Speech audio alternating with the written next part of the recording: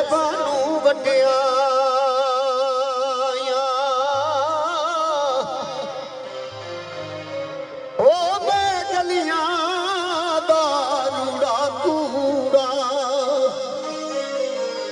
महल चिड़ाया साया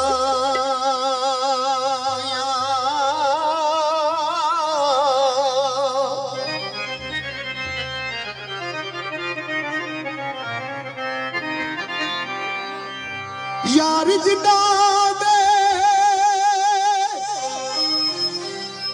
ओ गुस्सेर दे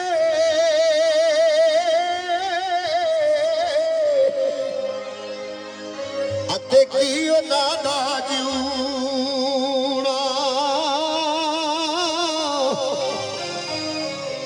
हर वेले दिल चिंता रहती ते भुल जाए खाना पीना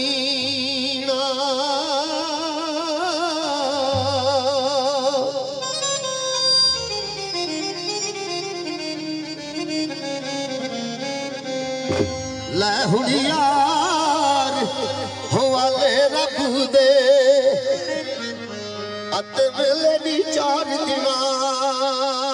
दे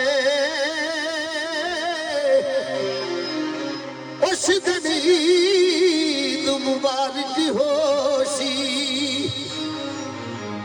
ते जिस दिन फिर मिलांगे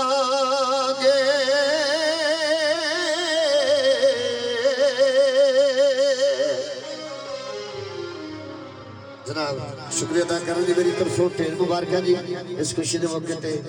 भाई मौसम साहब जनाब और चेयरमैन